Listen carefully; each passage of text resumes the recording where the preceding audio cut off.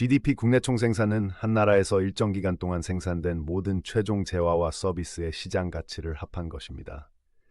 2023년 한국의 GDP는 약 1조 8천억 달러로 세계 10위권 경제 규모를 유지하고 있습니다. GDP는 경제 성장률, 산업 구조, 국가의 부를 가늠하는 핵심 지표로 정부와 기업의 정책 결정에 직접적인 영향을 미칩니다. GDP는 소비 시, 투자 I, 정부 지출, 순수출 XM로 구성됩니다. 2023년 기준 한국의 GDP에서 가계 소비는 약 50%, 기업 투자는 30%, 정부 지출은 15%를 차지했습니다.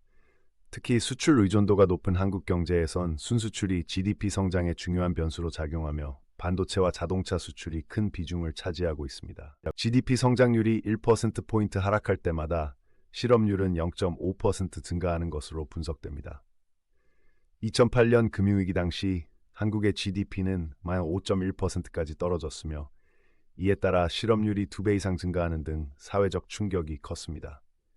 반면 2021년 GDP 성장률이 4.1%를 기록하며 코로나 이후 회복세를 보였을 때는 고용이 안정되는 양상을 보였습니다. CPI 물가가지수는 일반 가정이 구입한 상품과 서비스의 가격 변동을 측정하는 지표입니다.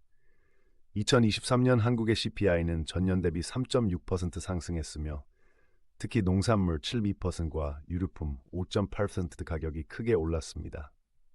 중앙은행은 물가 안정 목표를 2%로 설정하고 있으나 최근 글로벌 공급망 차질과 원자재 가격 상승으로 관리가 어려워지고 있습니다. CPI는 총 481개 품목을 12개 주요 그룹, 식료품 15.8%, 주거 16.2%, 교통 14.5% 등으로 분류해 계산합니다.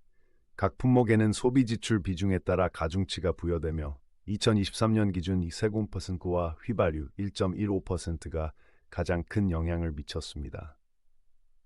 통계청은 매월 2만 5천여 개 점포와 서비스 업체의 가격을 조사해 공표합니다. 인플레이션, 물가 상승이 지속될 경우 가계의 실질 구매력이 떨어지지만 디플레이션, 물가 하락은 기업의 수익 감소와 임금 동결로 이어집니다.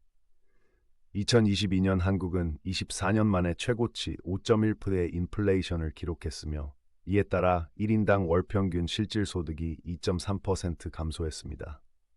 반면 1998년 외환위기 당시 디플레이션 2.4%로 소비 위축이 발생했던 사례도 있습니다. 한국은행은 물가 안정을 위해 기준금리를 조정합니다.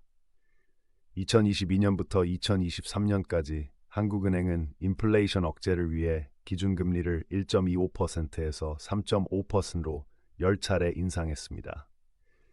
이는 1999년 이후 가장 빠른 속도의 금리 인상이었으며 주택 가격 상승률을 2021년에서 2023년으로 떨어뜨리는 효과를 보였습니다. 금리 1% 피인상 시 주택담보대출 금리는 평균 0.8% 기업대출은 0.9% 올라갑니다. 2023년 금리 인상으로 주택거래량은 전년 대비 45% 감소했으며 가계부채 증가율도 6.2%에서 3.8%로 둔화되었습니다.